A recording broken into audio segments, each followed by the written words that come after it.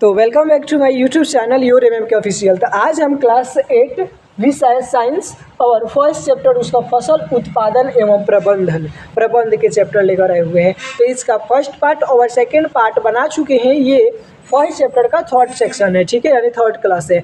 तो आप लोग इस क्लास को बहुत ही बेहतरीन तरीक़ा से समझिएगा और समझ में ना आए ना तो आप लोग कमेंट में जरूर अपना जो समस्या होगा उसे साझा कीजिएगा। तो आइए इस क्वेश्चंस को बहुत ही बेहतरीन तरीक़ा से समझाते हैं और ये आप लोग समझ जाइएगा, ठीक है। तो देखिए वहाँ पर रखो।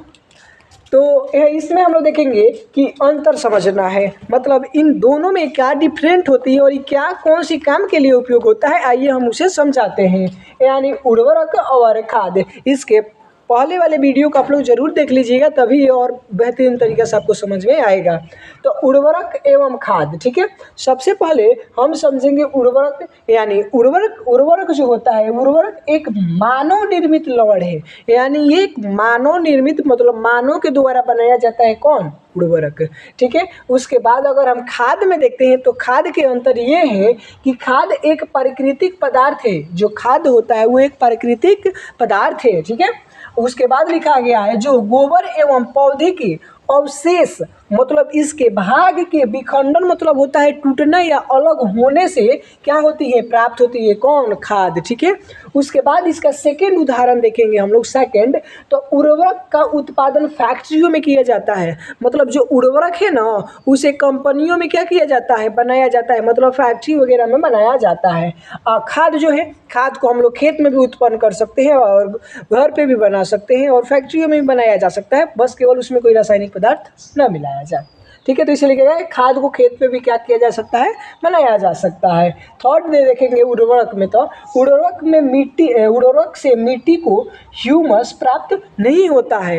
ह्यूमस आप लोग को बहुत दिक्कत हो रहा है कि ह्यूमस क्या है, तो देखिए ह्यूमस जो होता है वो जो भी मृत कोई भी जीवित है, वो जीव जंतु होते हैं, वो मर जाते हैं तो उसके अवशेष भागों से क्या होती है, प्राप्त होती है। इसका रंग जो होता है गहरा, काला और गहरा होता है, ठीक है।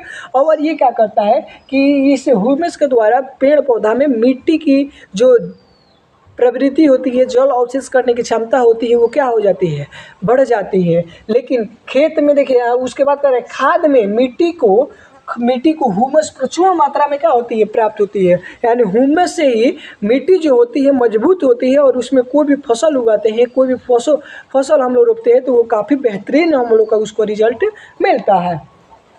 4 नंबर में है उर्वरक में पादप पोषक जैसे कि नाइट्रोजन होता है, फास्फोरस होता है, पोटेशियम प्रचुर मात्रा में क्या होती है किसमें, उर्वरक में। और अगर हम देखें खाद में, तो खाद में पादप पोषक की तुलनात्मक रूप से कम होता है, मतलब ये सब इसमें क्या होते हैं, कम होते हैं, एक लिमिट मात्रा में होता है। तो ये वीडियो आपको कैसे लगा, इसका प्रतिक्रिया आप लोग कमेंट बॉक्स में ज़रूर बताइएगा। ये वीडियो देखने के लिए आपको बहुत बहुत धन्यवाद।